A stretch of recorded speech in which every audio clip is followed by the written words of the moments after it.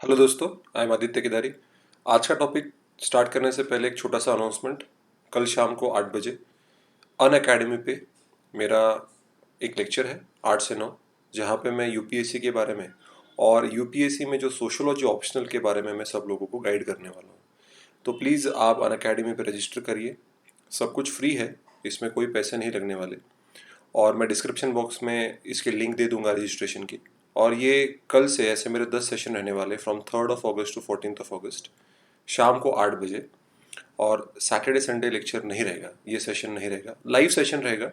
आप मुझसे चैट कर पाओगे, जो कि कई बार यूट्यूब पे पॉसिबल नहीं होता है अनलेस आप अगर लाइव जाते हो तो अन अकेडमी पे आप रजिस्टर ज़रूर करिए, मैं लिंक डाल दूंगा। तो चलिए आज का टॉपिक स्टार्ट करते हैं। Rajasthan crisis puts governors power in the spotlight. मेरे एक सब्सक्राइबर ने मुझे रिक्वेस्ट किया कि राजस्थान पॉलिटिक्स पॉलिटिक्स पे एक आप वीडियो बनाइए। तो मैं ज़्यादातर पॉलिटिक्स के बारे में बात करता तो नहीं हूँ, लेकिन उस पॉलिटिक्स के पीछे का जो लॉ है या उसके पीछे जो कॉन्स्टिट्यूशनल प्रोविजंस है या सुप्रीम कोर्ट हाई कोर्ट्स ने क्या कहा है जब भी ऐसा कुछ पॉलिटिक्स होता है या गवर्नर चीफ मिनिस्टर के बीच में क्लैशेस होते हैं, तो इन लोगों के रोल क्या होते हैं, इसके बारे में मैं ज़्यादा फोकस करूंगा आज के वीडियो में।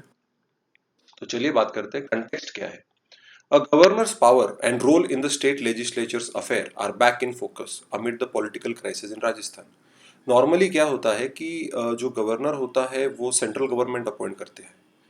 Governor is appointed by the president of India, और प्रेसिडेंट इनको अपॉइंट तभी करते हैं जब जो हमारे प्राइम मिनिस्टर और काउंसिल ऑफ मिनिस्टर्स हैं उनके एडवाइस पे प्रेसिडेंट गवर्नर को अपॉइंट करता है। तो कई बार गवर्नर को ब्लेम किया जाता है कि आप सेंट्रल गवर्नमेंट को फेवर करते हो, और ज़्यादातर ये तब होता है जब सेंट्रल गवर्नमेंट और स्टेट गवर्नमेंट की पॉलिटिकल पार्टीज जो पावर में है वो अलग अलग है। इन सिचुएशन में अगर आप देखेंगे तो सेंट्रल गवर्नमेंट में अलग पॉलिटिकल पार्टी है, बीजेपी है, और राजस्थान में कोई और है। तो नॉर्मली ऐसा होता है कि गवर्नर, कई बार ऐसा ब्लेम किया जाता है कि आप सेंट्रल गवर्नमेंट को फेवर करते हो रादर देन स्टेट गवर्नमेंट। तो देखते हैं। Congress legislators backing Rajasthan CM Ashok Gehlot have accused governor of acting under pressure. ऐसा उनका मानना है। जो जैसे मैंने कहा, राजस्थान में कांग्रेस के जो लेजिस्लेटर्स हैं, जो नेता हैं, जो पावर में हैं, उनका ये कहना है कि जो गवर्नर है वो बीजेपी के फेवर में बिहेव कर रहे हैं। बीजेपी जो सेंट्रल गवर्नमेंट जो है, ये हमारी सरकार गिराना चाहते हैं, हमारे खिलाफ डिसीजन दे रहे हैं गवर्नर। ठीक है, but is the governor bound by the advice of the CM led by Council of Ministers when it comes to convening the assembly session? And to what extent can the governor exercise his discretion?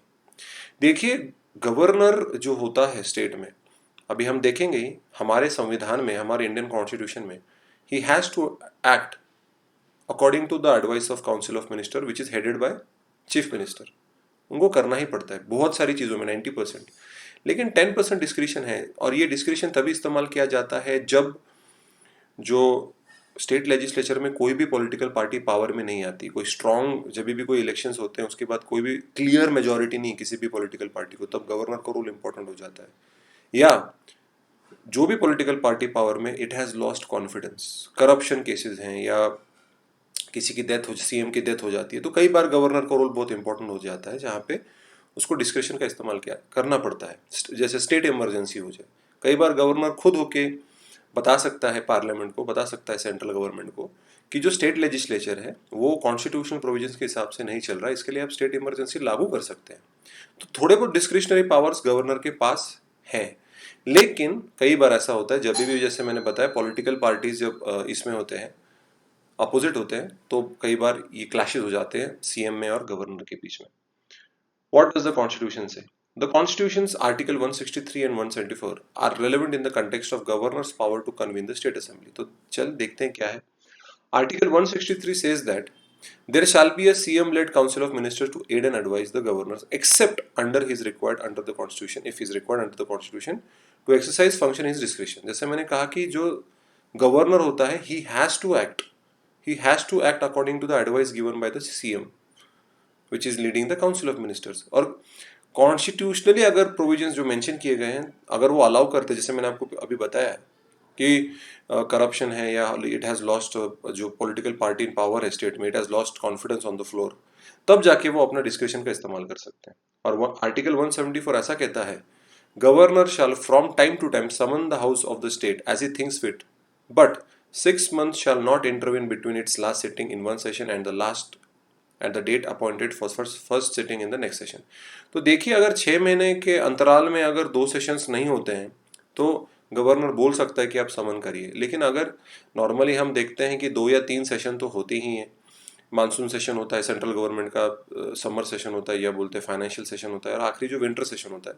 State legislature में भी कई बार ऐसा होता है, normally ऐसे ही execute किया जाता है। पर ऐसा अगर सिचुएशन आ गया जहाँ पे असेंबली एक साथ आई नहीं, स्टेट लेजिस्लेचर साथ में आई नहीं है, तो they can summon he can summon the house, but 6 महीने का गैप होने के बावजूद अगर कोई असेंबली एक साथ नहीं आते, then he can call for a sitting. उसके बिना वो खुद होके नहीं कर सकते। अब सुप्रीम कोर्ट क्या कहता है? 2016 में सुप्रीम कोर्ट ने Nabam Rebia versus deputy speaker ये केस में बताया कि governor's power to summon, prorogue and dissolve the house should only be on the advice of council of ministers. Simple, मैं कब से बता रहा हूँ, आर्टिकल 163 में भी वही बताया कि वो खुद उसका डिस्क्रिशन नहीं है कि किसी भी असेंबली को, कि स्टेट लेजिस्लेचर को समन करे, प्रोरोग करे, डिसॉल्व कर दे। उनकी उसकी अथॉरिटी नहीं है। It he has to governor has to act according to the advice given by the CM and the council of minister. The judgement, however, also held that if the governor has reasons to believe the council of ministers has lost the confidence of the house, जो कि मैं बता रहा हूँ, loss the confidence on the house मतलब लोगों का विश्वास उठ गया है, वो उनके जो कुछ भी पॉलिसी ठीक से काम नहीं कर रही है, then he can ask the CM to prove the majority. वो बोल सकते हैं कि भैया आप, फिर वोटिंग होती है हाउस में, स्टेट लेजिस्लेचर में, और 50% के अबाव उनको वोट्स लाने पड़ते हैं। अगर नहीं होंगे तो फिर वो डिसॉल्व हो जाती है असेंबली, तब फिर से इलेक्शंस होते हैं। तो वो तभी होता है जब the council of ministers have lost the confidence on the house, मतलब लोग उनको सपोर्ट नहीं करते, बाकी के जो स्टेट लेजिस्लेचर्स के जो रिप्रेजेंटेटिव्स हैं वो उनको सपोर्ट नहीं करते, तभी गवर्नर ये स्टेप ले सकते हैं। कंक्लूजन देखते हैं। The governor has no discretionary power, मैं फिर से बता रहा हूँ, no discretionary power in summoning a session of the assembly, state assembly, and he और she is bound to act according to the aid and advice of the CM and the council of minister. हमेशा याद रखिए, governor has to act according to the advice of CM, okay. But the governor can require the CM and the council of minister to seek a trust vote when they have lost confidence on the floor of the state assembly, ठीक है। तो यही होता है कि अभी lost confidence on the floor, ये prove करने के लिए भी 50% से ज़्यादा लोगों ने, मैंने जैसे बताया, वोट करना पड़ेगा, तभी दैट वही बोलेंगे कि कॉन्फिडेंस है, मतलब लोग इन पे अभी भी विश्वास करते हैं, ये स्टेट गवर्नमेंट चला सकते हैं। अदरवाइज अगर वो हार जाते हैं तो फिर वो डिसॉल्व कर दिया जाता है। तो ये पहली बार नहीं हुआ है हमारे देश में, कई बार ऐसा होता है। इवन अगर आप महाराष्ट्र की बात कर लेंगे, महाराष्ट्र में पहले बीजेपी और शिवसेना का संगठन था, उसके बाद जब इलेक्शंस हुए और बहुत प्रॉब्लम्स हुए तो वो संगठन टूट गया, और फिर शिवसेना और राष्ट्रवादी साथ में आ गए, और फिर उद्धव ठाकरे सीएम बन गए और फडणवीस अपोजिशन में चले गए, बीजेपी के जो सीएम थे हमारे पहले महाराष्ट्र के। तो ये चलते रहता है। उस वक्त गवर्नर का रोल बहुत क्रिटिसाइज किया गया था। सडनली अजीत पवार को डेप्यूटी सीएम कर दिया, उन्होंने रातों रात उन्हें रिजाइन कर दिया, फिर बना दिया गया। नाउ दिस इज पॉलिटिक्स, ये चलता रहेगा। लेकिन हमारे कॉन्स्टिट्यूशन में, हमारे जुडिशियरी ने क्लियरली बताया गया है, अगर कॉन्स्टिट्यूशनल प्रोविजंस फॉलो नहीं किए जाएंगे तो सबका सब रद्द किया जाएगा, गवर्नर को भी पोस्ट से हटा सकता है सेंट्रल गवर्नमेंट। तो कई बार ऐसा होता है कि और ये तभी होता है जब सेंट्रल गवर्नमेंट की पॉलिटिकल पार्टी और स्टेट गवर्नमेंट की पॉलिटिकल पार्टी जो पावर में है वो अलग अलग है। जैसे अगर आप महाराष्ट्र की बात कर ले तो शिवसेना और राष्ट्रवादी, दे आर नॉट बीजेपी, और राजस्थान में तो कांग्रेस है। तो इसके लिए ये तभी होता है, ये सब प्रॉब्लम तभी होते हैं। अदरवाइज सब स्मूथली चल रहा होता है, कोई किसी को कोई कंप्लेंट नहीं होती है।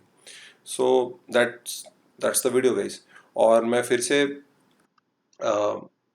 रिमाइंडर देना चाहूँगा कि कल शाम को 8 बजे अन अकेडमी पे मेरा सेशन है, शाम को 8 बजे, with respect to UPSC and sociology optional. जिन लोगों को इंटरेस्ट होगा काइंडली मेरी प्रोफाइल को फॉलो करिए। काइंडली आप नोटिफिकेशन बटन है वहाँ पे, वो नोटिफाई कर लीजिए, ताकि आपको आधा घंटे पहले पता चल जाएगा कि मेरा कल शाम को 8 बजे अन अकेडमी पे सेशन है। उसके लिए आपको रजिस्टर करना पड़ेगा, मोबाइल पे आप देख सकते हो। So I hope you like the video. Like करिए, शेयर करिए, कोई भी डाउट होगा तो कमेंट करिए। तब तक के लिए I am Aditya Kidari, signing out. जय हिंद।